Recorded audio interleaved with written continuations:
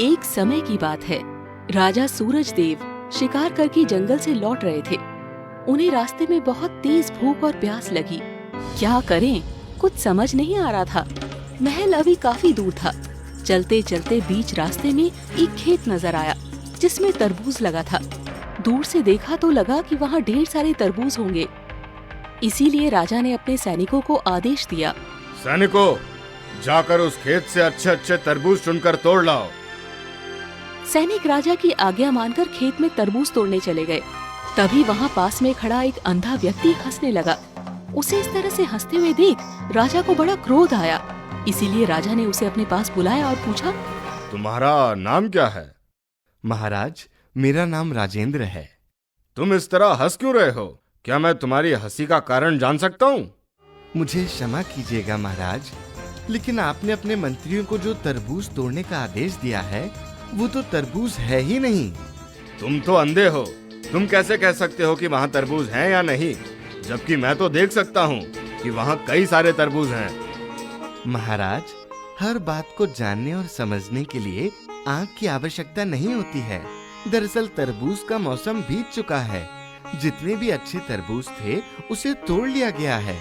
खेत में जो बचे हुए तरबूज आपको यहाँ पर नजर आ रहे हैं वो सबके सब खराब यानी कि सड़े हुए होंगे।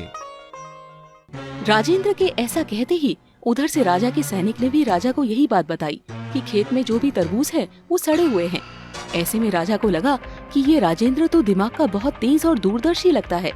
ये सोचकर राजा ने राजेंद्र से कहा, राजेंद्र, अगर तुम्हें परेशानी ना हो तो तुम मेरे महल के पास ही रहो। मैं तुम्हारे रहने की सारी व्यवस्था करवा दूंगा और तुम्हारे खाने पीने की भी मदद कर दूंगा। क्यों नहीं महाराज, आप कहेंगे तो मैं जरूर वहाँ आकर रहूंगा। राजा ने सोचा कि राजेंद्र मेरे नजदीक रहेगा तो मेरी समस्याओं का समाधान निकालने में मेरी मदद करेगा। इसीलिए राजा ने उसे अपने महल बुला लिया और महल के पास ही एक झोपड़ी बनाकर उसे रहने के लिए दिया और खाने के लिए रोज के हिसाब से उसे कुछ अनाज दे दिया जाता था। इस तरह राजेंद्र का दिन ठीक ठाक तरीके से गुजर जाता।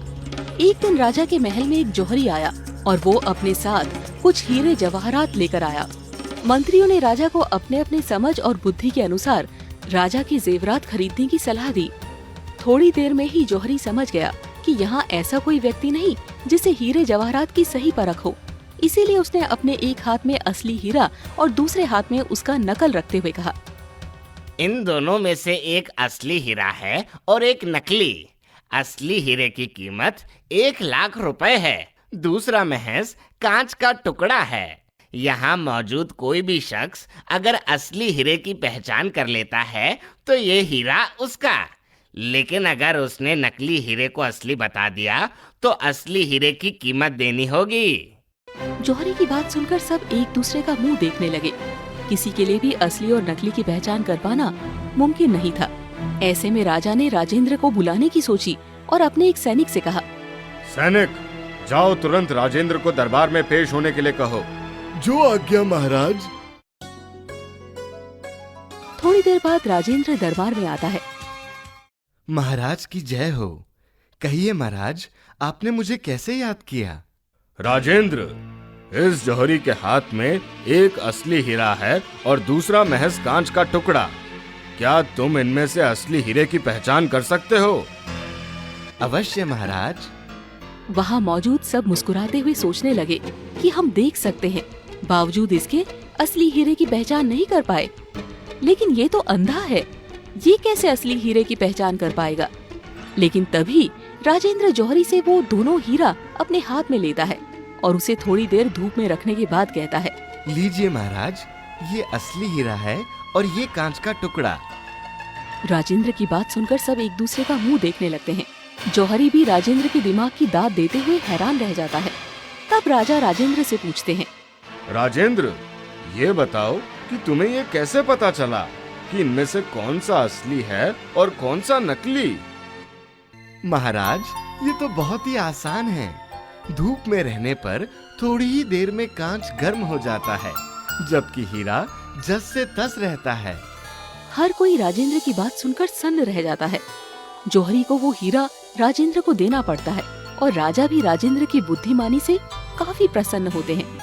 अब उसे राजा तीनों वक्त का खाना देने लगे, साथ ही कुछ अन्य सुविधाएं और बढ़ा दी। कुछ समय पश्चात दो भाइयों की जायदाद बंटवारे का पेचीदा मामला दरबार में आया। दोनों भाइयों में से एक ने राजा से कहा, महाराज, हमारे स्वर्गीय पिताजी कुछ जमीन जायदाद हमारे लिए छोड़ गए थे, लेकिन हमारे सामने परेशानी ये है कि इनमें से कुछ जमीन अच्छी है तो कुछ जमीन बंजर है, कुछ पथरीली है तो कुछ पर तालाब बने हुए हैं, लेकिन जो झीलें, नदियां और जंगल बीच में पड़ते हैं उसकी वजह से बंटवारा करने में परेशानी हो रही है। अब आप ही कोई हल निकाले महाराज। इनके बंटवारे का मामला वाकई में काफी उलझन वाला था। ऐसे में राजा की जमीन की जायदाद के मामले देखने वाले मंत्रीगण भी परेशान हो गए कि क्या करे, कैसे बंटवारा किया जाए कि दोनों भाइयों में कोई मनमुटाव ना हो। तब राजा ने फिर से राजेंद्र को बुलावा भेजा। थोड़ी देर बाद राजेंद्र दरबार में उपस्थित हो गया। तब राजा ने बंटवारे की सारी बात उससे बताई और समाधान निकालने को कहा। तब राजेंद्र ने कहा, महाराज, इसमें परेशानी क्या है? दोनों में से किसी एक भाई को कहें कि तुम खुद इस जायदाद को दो हिस्सों में बराबर बांट दो, और फिर दूसरे भाई को कहें कि उसमें से कोई भी एक हिस्सा चुन ले। ऐसे में दोनों भाइयों को परेशानी नहीं होगी, क्योंकि एक ने खुद इसका बंटवारा किया है और दूसरे ने अपनी पसंद का हिस्सा चुना है। राजेंद्र की बात सुनकर फिर से हर कोई हैरान रह गया। उसने चुटकी में इतने बड़े मामले को सुलझा दिया। इसी तरह जब भी कभी भी राजा किसी दुविधा में फंसते तो राजेंद्र तुरंत उसका हल निकाल देता। एक बार राजा अपने महल में काफी उदास महसूस कर रहे थे। तब उन्होंने राजेंद्र को बुलाया और उससे पूछा, राजेंद्र, तुम इतने दूरदर्शी हो, बुद्धिमान हो, फिर भी तुम इस बात को नहीं जान पाए कि राज्य मुझे विरासत में नहीं मिला है, बल्कि मैंने इसे किसी से जबरदस्ती हथियाया है। क्षमा कीजिए महाराज, लेकिन ये तो मैं शुरुआत में ही समझ गया था। कैसे?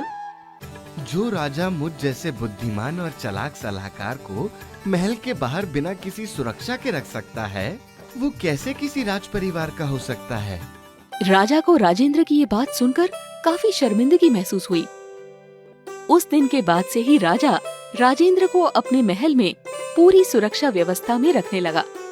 दोस्तों, इस कहानी से हमें यही सीख मिलती है कि किसी के बड़े पद पर पहुंच जाने मात्र से कुछ नहीं होता। जब तक इंसान की बुद्धि तेज ना हो, वो कुछ भी कर पाने में असफल ही रहता है।